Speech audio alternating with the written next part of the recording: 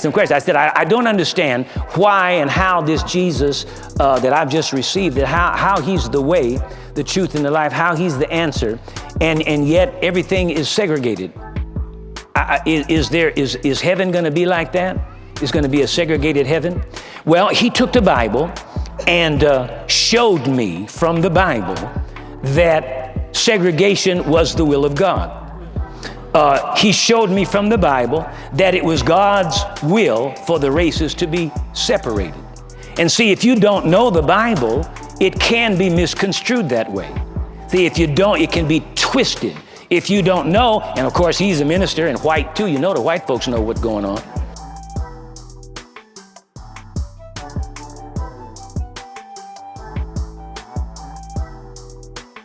You know, this may sound like a simple question, and it may sound like a question that has already been answered. But in reality, you would be surprised out here as far as how many people actually think there is a segregated heaven. So will heaven be divided by race? Will there be a black section, a white section, an Asian section? Or does the Bible paint a completely different picture? In this episode of Race, Religion, Racism, Dr. Price asked one of the most uncomfortable questions that Christians rarely discuss. Will there be segregation in heaven? He also shares the deeply personal story of his upbringing, the racism he experienced, and the remarkable journey that led him to meet his wife, Betty Price.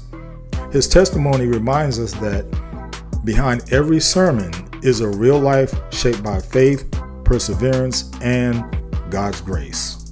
If you have curly hair, it will straighten your hair. And if you have straight hair, it'll put a curl in your hair. And if you don't have no hair, it'll grow some hair. Yeah, I kid you not. All right, now enough of that.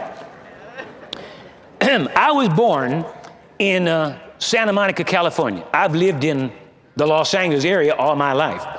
When I came into the world, we lived at 1619 Broadway in the city of Santa Monica.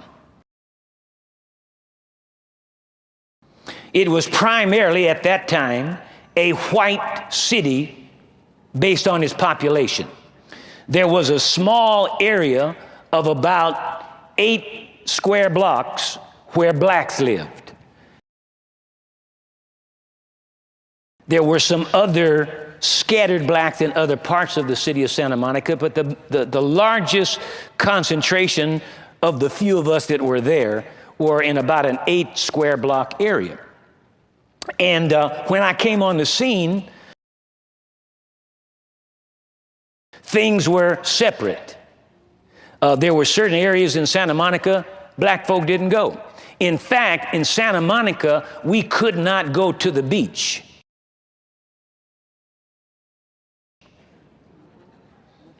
We could not go to the beach, play on the sand, and go in the ocean.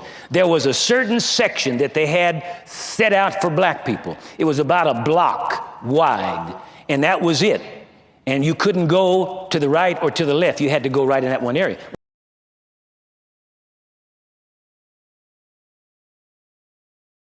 Well, again, when I got here, it was like that. So, you know, me, I'm a kid. I just accepted. I figured this is the way it must be. Well, I saw around the city, I saw white churches and I saw black churches, and then there were a few Hispanic churches in certain parts of the city, and the twain never mixed. Again, I thought this must be the way it's supposed to be, you know. Well, I was not brought up in what you would call a Christian home. I had no real exposure to the church. So I didn't know that much about it, but some of the friends that I went with or palled around with, their parents went to church, et cetera, et cetera. So I heard some things about it. I heard little names here and names there and certain things like this, you know, like Jesus is the only way and Jesus is the way and all that kind of stuff. And I had a lot of questions. I was a very inquisitive person, still am, and I would ask questions, but I couldn't get any answers. Nobody had any answers for me. I couldn't figure out how come us black folk have to live in this area? How come I can't live up there across that particular boulevard? All white over there and all black over here. I didn't understand that. And nobody really seemed to have an answer. They just said, well, that's the way it's always been. Well, I mean, I don't know. So I just, I accepted it. So anyway, I grew up in that environment. Had no real exposure to Christianity. Heard about it, but didn't have any exposure to it.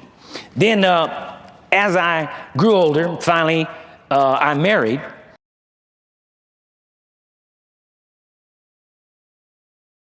And my wife was a Christian. I went to church with her while we were courting because I was trying to make points. And I wanted her and her parents to think that I was a nice guy, which I was, but I was a nice heathen. I wasn't a nice Christian. I was a rank sinner, just a rank sinner. And of course, her church didn't teach anything, and so she didn't know that she shouldn't be involved with me from a biblical perspective. But God will help us when we don't know. He'll help us when He knows we don't know. It's when we know and won't do that God ain't gonna give you squat. He won't help you then. Okay. And so anyway, we finally married. And so I got saved, born again. I accepted Christ in a tent revival meeting, like a circus tent, old raggedy wooden rickety chairs and sawdust all over the floor. But I had a real live experience with Jesus Christ. I was born again. And in the back of the main tent, they had the what they call the counseling tent, where people that came forward in the invitation would be taken to be counseled with and instructions given to them about the decision that they had made and what it all meant. Well, I went back to this tent, and it just so happened the way the people that were there that night, everybody basically was white. It was just 2 or 3 of us that were black. And so my counselor was a white person and happened to be a minister of the gospel. Happened to be a teacher in one of the Bible colleges here in the city, in Southern California, and also had a daily radio broadcast on the radio as a Bible teacher. And so we talked, and he asked me why I came forward, and I just told him, what had happened to me. I mean, I was really overcome. And so he asked me, did I have any questions? He explained some things to me, and then asked me, did I have some questions? And I did. I had some questions. I said, I don't understand why and how this Jesus that I've just received, that how He's the way, the truth, and the life, how He's the answer, and yet everything is segregated. Is heaven going to be like that? Is going to be a segregated heaven? Well, he took the Bible and showed me from the Bible that segregation was the will of God. He showed me from the Bible that it was God's will for the races to be separated. And see, if you don't know the Bible, it can be misconstrued that way. See, if you don't, it can be twisted. If you don't know, and of course he's a minister and white too, the white folks know what's going on. Now see, when I say these kind of things, don't be offended. I'm not talking to any individual person, okay? I'm talking about a system. I'm talking about a condition that exists in our society, and you're lying through your teeth if you say it's not so. So don't get on your high horses and try to get offended by it. You know better. You know better. And so anyway, and this is the way black people have been raised in this country, to believe that the white man got all the answers and knows everything, and we don't know nothing. Okay, and that's the way we've been taught and brought up traditionally. It's a fact, okay? And so anyway, I figured this man must know. Number 1, he's white. Number 2, he's a minister of the gospel. Number 3, he's got a radio broadcast teaching on the radio. And number 4, he's a teacher in a Bible institute. Now, he knows. So I accepted it. Didn't like it, but I accepted it. Because it seemed to make sense, because that's what history looked like. So it seemed like, well, it's valid, so I don't like it, but so I wanted out of here. I was looking for the day when I'd get out of here, go to heaven, so there wouldn't be this kind of thing. So anyway, time went on, and as I say, I married, and And they instructed me to join a church. I need to be a part of a church. My wife was from a Baptist background, and so that was all she was familiar with. So we went to a Baptist church. I joined a church, and I guess just a few days after I joined, I'd been there just a little while, I had a divine encounter. You remember the story in the Bible, in the 9th chapter of the book of Acts, where Paul was on his way to Damascus to bring Christians, bind them, put them up in bondage, and have some of them killed, put in prison, etc. And Paul, the bright light shone around him, and he fell off the horse, and he heard this voice, and Jesus was talking to him. Well, I had an experience, wasn't quite exactly like that, but I had an experience that was very real to me. I was in a church, in this church setting, and to make a long story short, Jesus Christ spoke to me. Now, at that time, I didn't know what it was, because I had no knowledge. But as I've gone back to read the Old Testament, you read over there many times where the prophets would say, and the word of the Lord came to me saying. Anybody ever read that? Said, and the word of the Lord came to me saying. And then the prophet would say, thus saith the Lord, okay? Well, the word of the Lord came to me saying. I heard this voice. I don't mean a thought passed through my mind. I mean, I heard a voice just like you hear me right this moment. The only difference was I didn't see anybody. And the voice had direction to it. I thought somebody was over here in the part of the building speaking to me. So I turned to see who it was. It wasn't anybody in that part of the building. Actually, it happened to be the choir stand, and Sunday nights the choir didn't sing, so it was vacated. But I heard the voice just as distinct, just as loud, just as real. I thought everybody in the building heard the voice. And the voice said, you are to preach my gospel. And I turned to see who it was. Didn't see anybody. And I didn't know what on earth this was. Well, anyway, I told my wife and I told the minister, and that was my call to the ministry. Now, I matriculated through several denominations up to a certain time. In the year 1970, I became acquainted with the Holy Spirit.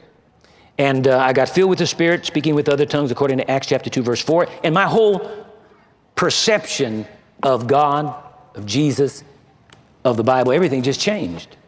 And I had just a revelation of things, and the teaching gift was dropped into my spirit. And from that point on, all I wanted to do was teach the word. Now, I didn't have a lot of knowledge at the time, so I taught the bits and pieces that I had. But as I gave myself to the study of the word, then that knowledge increased and increased and increased. Well, again, I was confronted with this thing about racism, about racial prejudice.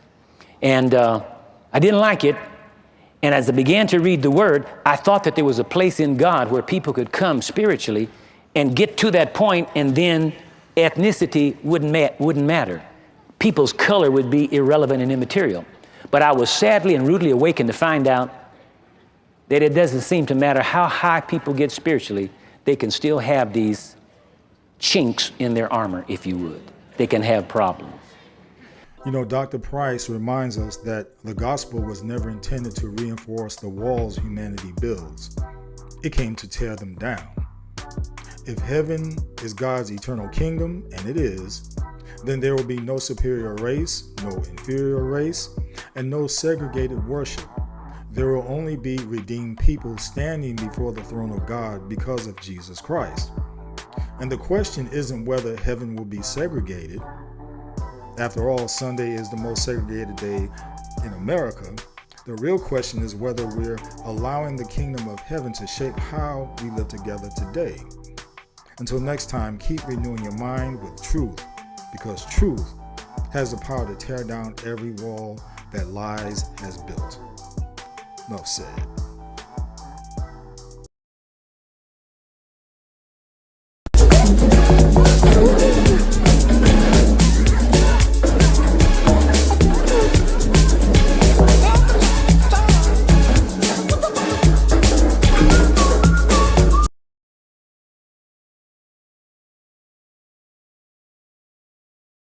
From the 15th century to 1866, European ships sailed to West Africa. They didn't only buy slaves, they also raided villages, burned homes, captured families, and forced them to march to the coast in coffles, with neck chains linking dozens together, making them walk for weeks. Countless people died along the march. Those who survived reached the coast, where they were sold to European slave traders, branded with hot irons and marked as property. They were then loaded onto ships, beginning the Middle Passage. Africans were packed tightly into the ship's holds, lying shoulder to shoulder with less than 2 feet of space each. They couldn't sit upright or turn over, chained at the wrists and ankles. They remained in their own waste for weeks. The smell, unbearable, the heat, suffocating. Disease spread rapidly, dysentery, smallpox, and typhoid. Those who died remained chained beside the living for days. Some go insane, jump overboard when brought on deck for air, choosing death over slavery. Ship captains often treated these deaths as financial losses rather than human tragedies. Women were raped countless times by crew members. Children died first, followed by elderly next. The voyage lasted between 6 and 12 weeks, depending on weather and sea conditions. Violent storms claimed hundreds of lives, and slave ships sometimes sank before reaching their destination. Over 400 years, more than 12 million Africans were forced onto slave ships. An estimated 2 million died during the Middle Passage, their bodies thrown into the ocean. Sharks became known to follow many slave ships. They learned the route, fed with steady stream of corpses. Those who survived were sold all around America. Families were separated at auction blocks, never see each other again. The Middle Passage shattered languages, cultures, families, identities. Around 12 million Africans were kidnapped. 2 million died at sea. It became the largest forced migration in human history. It was a journey that built the American economy through the labor and suffering of enslaved Africans.